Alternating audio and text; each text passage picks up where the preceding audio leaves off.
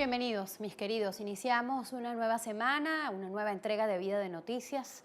Para nosotros es siempre grato llevarles información, saber que entramos a sus hogares a través de sus dispositivos, sus computadoras, saber que confían en este formato de Internet para informarse.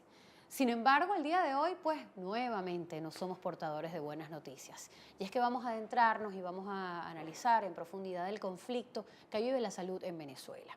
El doctor Giovanni Provenza está con nosotros, aunque muy joven, es el doctor Giovanni Provenza, es el coordinador de Médicos por la Salud, una organización que surge de los propios profesionales de la medicina comprometidos con este problema, con tratar de buscar soluciones a este problema, y también con algunos estudiantes. Usted me va a corregir Claro. si estamos en un error, pues me dice que no. Fíjese que nos acompaña él hoy, precisamente porque este martes es el día del médico, pero no tienen razones para celebrar, van a protestar. Quizás el caso más emblemático desde el punto de vista de la información es el Hospital Clínico Universitario. Sin embargo, ustedes tienen muy buena información, muy buena data sobre cómo está la crisis de la salud en Venezuela. Yo quisiera arrancar por allí, por su definición del problema. Bueno, fíjate, Mariana, el problema del sistema de salud, en primer lugar, es multifactorial. ¿Qué quiere decir esto? Bueno, podemos ir enumerando uno a uno cuáles son esos problemas. En primer lugar, el déficit de material médico quirúrgico y de insumos médicos en todos los ambulatorios y hospitales del país. En segundo lugar, el deterioro de la infraestructura de los hospitales, de los ambulatorios, de todo el territorio nacional, donde en estos 16 años de gobierno nada más se ha construido un solo hospital, que es el Hospital Cardiológico Infantil de Montalbán. Más allá de eso, no hay unas nuevas infraestructuras, no hay nuevos hospitales a nivel nacional. Han habido muchas promesas, pero ninguna se ha concretado ni se ha cumplido. En tercer lugar, la inseguridad que azota y que afecta a todo el personal que labora en los distintos ambulatorios y hospitales del país. En cuarto lugar, el déficit de medicina en las distintas farmacias. Nuestros pacientes que acuden a una farmacia buscando la pastilla para la tensión, que acuden a una farmacia para buscar el hipoglicemiante, la insulina para la diabetes, aquellos que acuden buscando las mujeres un simple anticonceptivo, o aquellos pacientes que sufren de convulsiones y buscan el anticonvulsivante y no lo consiguen. En fin, una gama de medicamentos que no se consiguen a nivel nacional.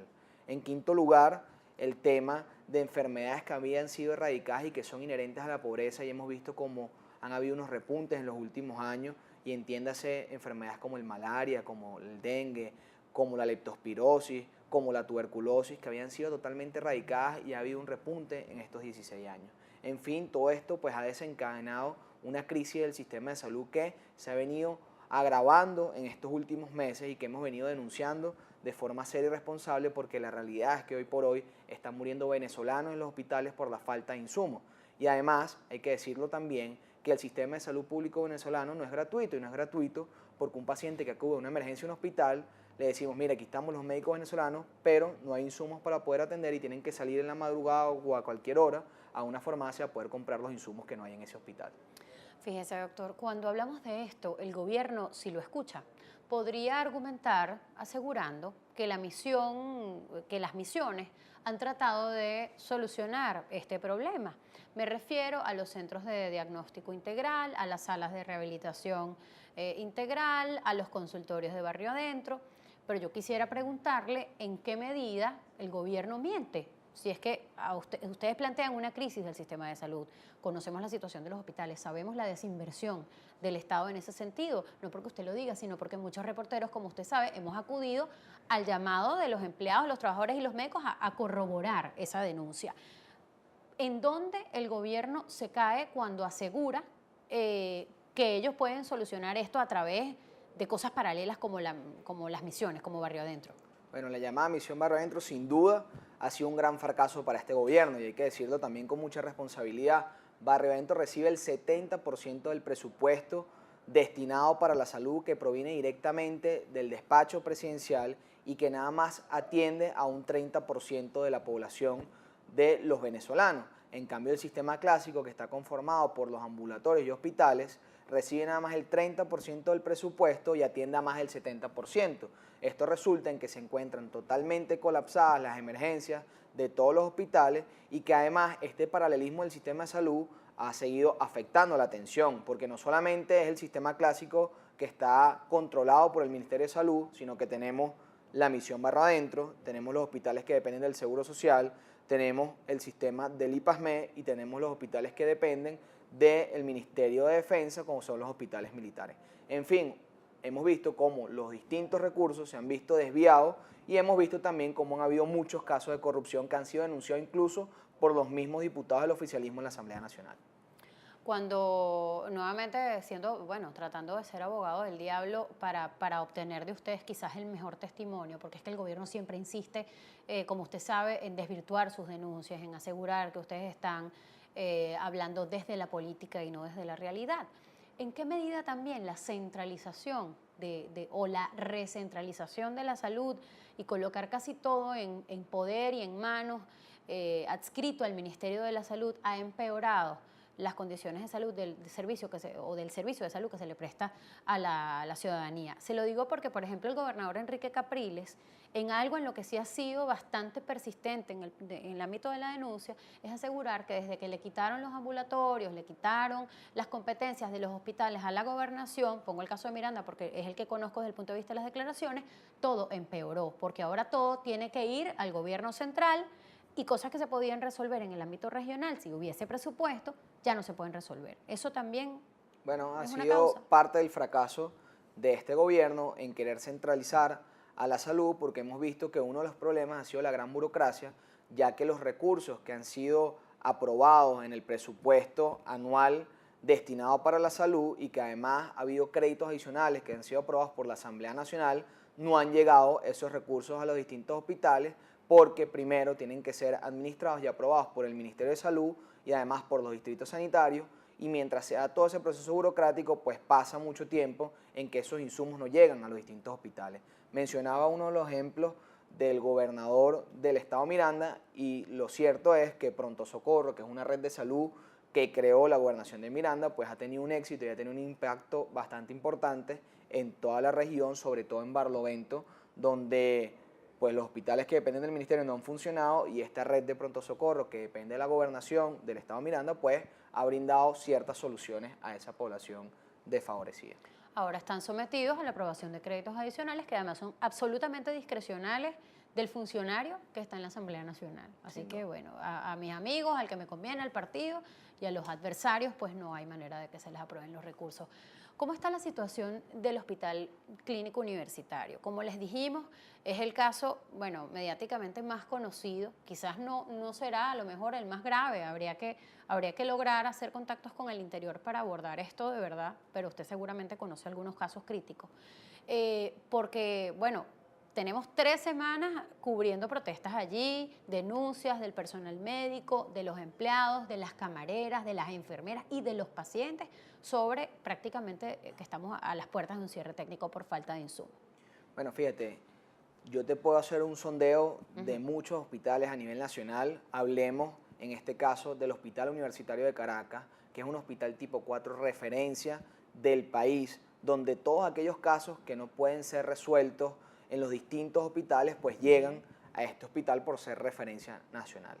Te voy a dar un pequeño ejemplo de lo que sucedió el fin de semana, donde por más de 4 días no hubo propofol, que es un anestésico necesario, importante y fundamental para poder darle anestesia a los pacientes que ameritan una intervención quirúrgica, y vimos cómo aquellos pacientes que llegaron durante el fin de semana con heridas por armas blancas, heridas por armas de fuego, politraumatizados, accidentes de tránsito, accidentes en moto, pues tuvieron que ser referidos porque no se les podía brindar la atención médica adecuada ni una intervención quirúrgica por la falta de anestésico. Eso sucedió este fin de semana en el Hospital Universitario. Doctor, si la crisis es prácticamente en todos lados. Bueno, son referidos a otros centros, como por ejemplo el Hospital Pérez Carreño, el Hospital Domingo Luciani, que se encuentran totalmente colapsados, que además vale decir que son hospitales que dependen del Seguro Social y que quizás tengan una partida presupuestaria más importante y que tienen mejores condiciones.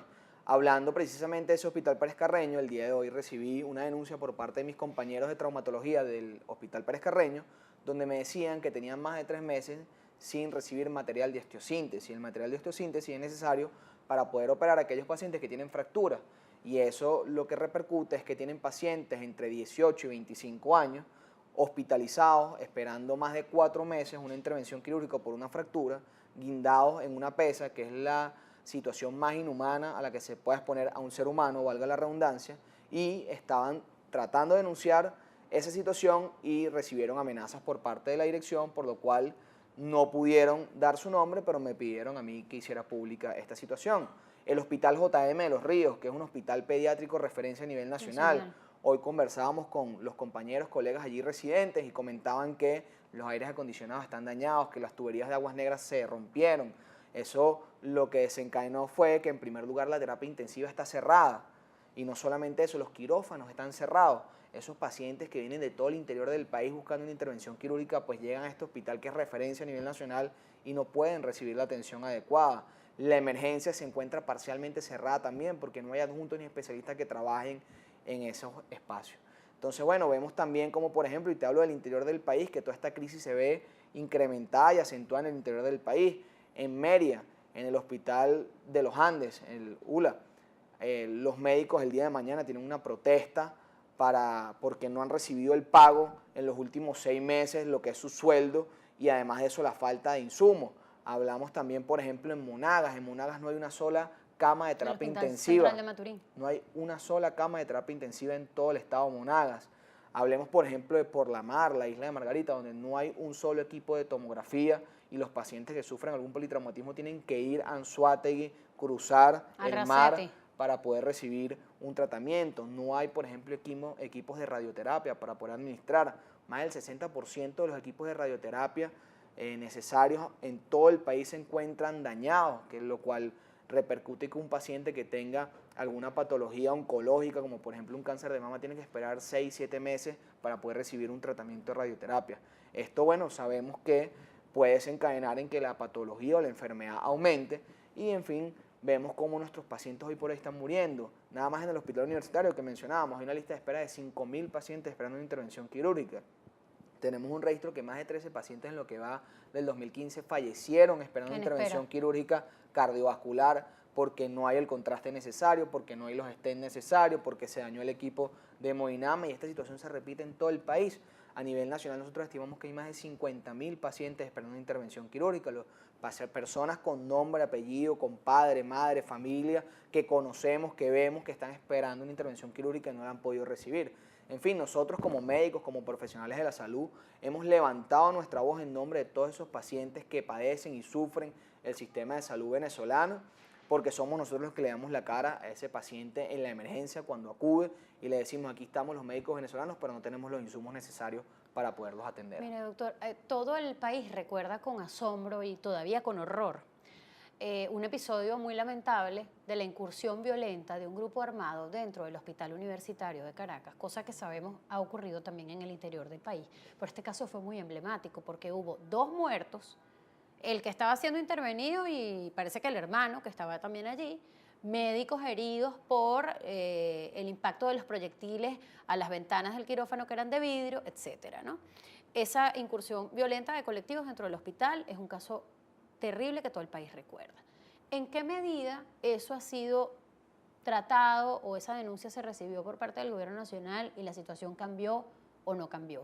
¿Quién presta la seguridad en el hospital universitario a raíz de ese incidente? Bueno, el tema de la seguridad también ha sido algo sumamente grave, no solamente en el hospital universitario donde ocurrió este evento donde un grupo de personas armadas entró a un quirófano que debería estar estéril y remató a un paciente que se estaba sometiendo a una intervención quirúrgica y además mató también al familiar que se encontraba a las afueras. Hay que recordar también la enfermera de la maternidad Concepción Palacios que falleció después de una puñalada por parte de unos familiares de un paciente. Recordar también la doctora que amaneció degollada en el Victorino Santaella allá en Los Teques. Recordar también en el hospital de Coche cuando llegó un grupo de policías no identificados y mataron a un delincuente dentro de las instalaciones del hospital. En fin, han sido muchos los episodios de violencia y es por eso que hemos catalogado la violencia en 3 tipos. Uno, que es la violencia política a la que hemos sido sometidos muchos médicos que hacemos denuncias sobre la crisis de salud, porque lo cierto es que hay colectivos identificados con el partido del gobierno, que es el PSUV, amenazando y amedrentando todos los días a nuestros compañeros. En segundo lugar, la violencia que es la delincuencia común, que es la que nos sometemos todos los venezolanos que hacemos vida en este país cuando salimos a la calle y nos roban un celular, nos roban la cartera, nos roban el carro, nos violentan en un pasillo del hospital para robarnos nuestras pertenencias. Y en tercer lugar, que es la violencia producto de la frustración de un familiar de un paciente que acude a una emergencia del hospital y le decimos, sí, aquí estamos los médicos, pero no tenemos los recursos para poder atender a tu familiar, hay que referirlo de emergencia, a pesar de que tu familiar está en una condición crítica y que puede fallecer. Evidentemente han habido muchos encontronazos y ha desencadenado bastantes episodios lamentables de violencia en los distintos hospitales. Sin que hasta este momento, por lo que usted describe, haya alguna... Sí, parte de los planes anunciados por el gobierno había sido la militarización de los hospitales por parte de la milicia, que son personas de la tercera edad, que tienen discapacidades, que no tienen ningún tipo de formación en seguridad y son los encargados de garantizar la seguridad de los hospitales. No son policías, doctor. No, son No son la milicia. expertos en materia de seguridad. Sí, y la Policía Nacional Bolivariana, que también había sido anunciada como parte de garantizar la seguridad, pues vemos como a la fecha no hay policías en ninguno de los centros hospitalarios del país. Hablemos además, ya para cerrar, de quién los acompaña en la protesta, doctor. Porque yo honestamente le digo, esto es un problema complicado, es delicado, pero yo he cubierto las protestas, yo he ido al hospital universitario, a mí no me lo contaron, yo ya no soy reportera, pero yo he hecho programas desde allí. Y yo no he visto al común unirse a este clamor. Los veo a ustedes que están activos, pero esto no termina de ser masivo. ¿Quiénes los acompañan? Y resumir la convocatoria del Día del Médico para que nuestra gente esté informada. Bueno, más allá de todo, nos acompaña nuestra conciencia, nuestra voluntad, nuestra convicción de luchar por esos pacientes más necesitados. El día de mañana tenemos una concentración donde hemos convertido el Día del Médico en el Día de la Defensa del Derecho a la Salud de todos nuestros pacientes, donde nos vamos a concentrar en la Universidad Central de Venezuela, en la Plaza de Rectorado, a las 9 de la mañana. Esta actividad la estamos convocando no solamente los médicos, sino todo el personal de salud, que está, bueno, las nutricionistas, bioanalistas, odontólogas, enfermeras, camilleros, todos los radiólogos, incluso nuestros pacientes, que son los más afectados, van a estar allí apoyando esta manifestación.